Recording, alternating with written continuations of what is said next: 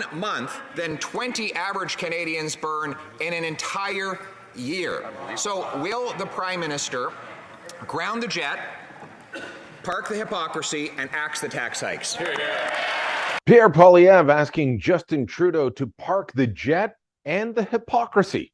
Good luck with that, Pierre. Hi, I'm Brian Lilley, political columnist with the Toronto Sun.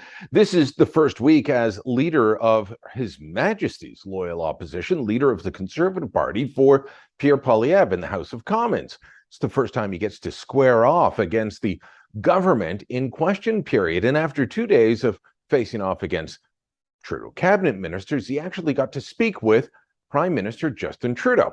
Poilievre took the same tack he's been taking all week, pointing out that under the Trudeau Liberal government, we're going to see 2 payroll tax hikes on January 1st and a carbon tax hike on April 1st. Poilievre's point is that this is not the time to be hiking any kind of taxes. Inflation is at a 40-year high. People are struggling, and the government shouldn't be taking more of your paycheck either at the source of your paycheck or when you purchase much-needed goods like heating fuel for the winter. Take a look. The Prime Minister is quite wrong. Today, payroll taxes on the average $60,000 a year worker are about $700 higher than when we left office. And by the way, we left with a balanced budget. Now, he wants to raise those taxes even further. Bigger bite off Canadian paychecks at a time when inflation is at a 40-year high, when students are forced to live in homeless shelters, and when home ownership rates are at the lowest level in a generation. Doesn't he understand that now is the worst time to raise taxes? Will he cancel those tax hikes? The right honourable Prime Minister. Mr. Speaker, the Leader of the Opposition wants to go back in time. Let's look at what he was doing when he was in government. He continued to deliver child benefit checks to millionaire families, which we ended when we took office. And then he voted against raising taxes on the wealthiest 1% so we could lower them on the middle class. And he voted against a Canada Child benefit that delivers hundreds of dollars a month, tax-free to every Canadian family. So a couple of things on this. Trudeau's answer, he says, well, you used to give paychecks to millionaires. That was the Canada Child Tax Benefit, or the Universal Child Benefit as it used to be called. Well, any millionaire families that got that had to pay tax on it. And you know what it did the way that the Conservatives had it done?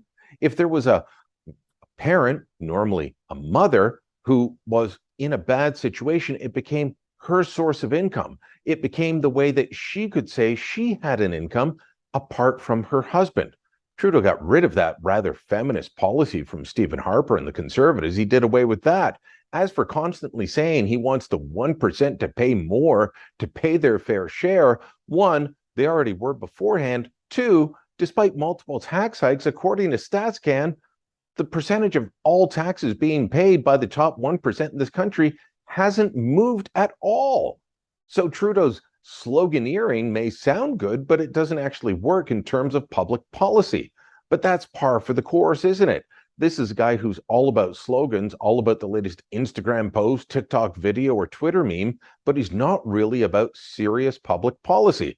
Compare that to Poilievre, who's talking about what matters to Canadians, which is making life more affordable, not taking more of your paycheck, not forcing you to pay more for vital goods, be it fuel for your car, fuel for your home to heat it, or food for your belly and that of your family. These are the issues that matter to Canadians. And with a new sheriff in town, Justin Trudeau might start worrying about what's happening on the opposition benches. Let me know what you think. Drop a comment down below, share this on social media, and don't forget to subscribe to our channel.